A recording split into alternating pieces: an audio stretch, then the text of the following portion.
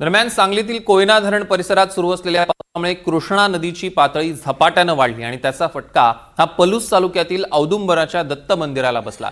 आज पहाटेच्या सुमारास मंदिराच्या गाभाऱ्यात पाणी शिरलं। प्रदक्षिणा घालण्याचा निम्मा भाग पाण्याखाली गेलेला आहे। पाण्याची पातळी आणखी वाढल्यास हे दत्त मंदिर पूर्णपणे बुडण्याची भीती आहे। सांगलीत पावसाची संततधार सुरू असल्याने नदीकाठची मंदिरं आणि शेती धोक्याखाली आली। तर गेल्या 5 दिवसांपासून सह्याद्रीच्या पर्वतरांगांमध्ये धुमाकूळ घालणाऱ्या पावसाचा जोर आता काहीसा ओसरलाय। मात्र वरच्या भागात झालेल्या मुसळधार पावसामुळे नद्या आणि धरणांमध्ये अजूनही मोठ्या प्रमाणात पाण्याची आवक सुरूच आहे। प्रशासनानं धरणांवरील परिस्थितीवर बारकाईनं लक्ष ठेवलंय। नदीकाठच्या नागरिकांना सतर्क राहण्याचं आवाहन करण्यात आलेलं आहे।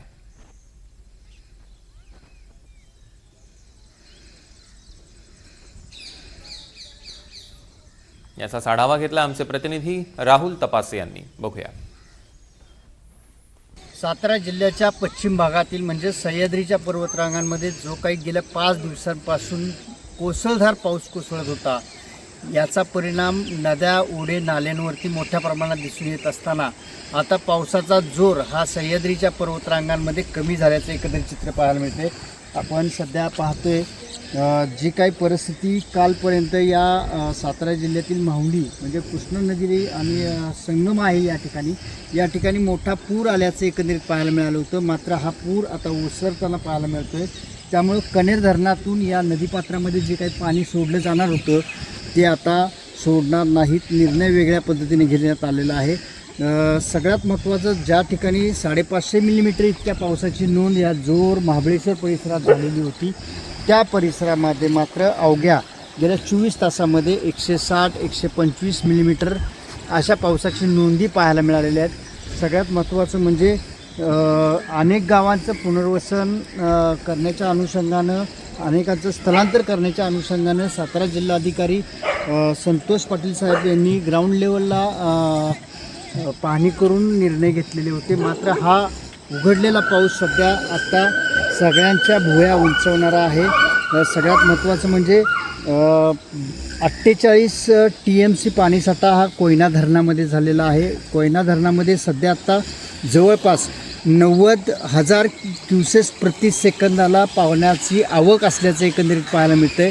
हा गेल्या 2 दिवसातला जो पाऊस आहे तो आतमध्ये येताना धरणामध्ये पाहायला मिळतं आहे। मात्र आजपासून पाण्यातला इन्फ्लो हा कमी होण्याची शक्यता आहे। जर असा पाऊस जर कमी झालेला असला तर आपण पाहतोय ना, हे जे समोरचं जे स्मारक आहे ते स्मारक पूर्णपणे पाण्याखाली गेलेलं होतं आणि आता ते पूर्णपणे उघड्यावरती आलेलं आहे। एकंदरीतच गेल्या 5-6 दिवसापासून लोकांना उन्हाचं दर्शन नव्हतं, मात्र आज चक्क सूर्य सर्वांना पाहायला मिळालेला। अंगावरती एक कोवळं ऊन घेण्यासाठी अनेक लोक आज रस्त्यावरती आल्याचं एकंदरीत चित्र पाहायला मिळालेलं आहे। खरं तर पावसाचा अतिशय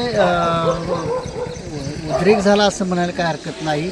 मात्र अजूनही अशी काही धरणं आहेत की आज 100% ती भरलेली नाहीत। पावसाची अजूनही प्रतीक्षा असणार आहे।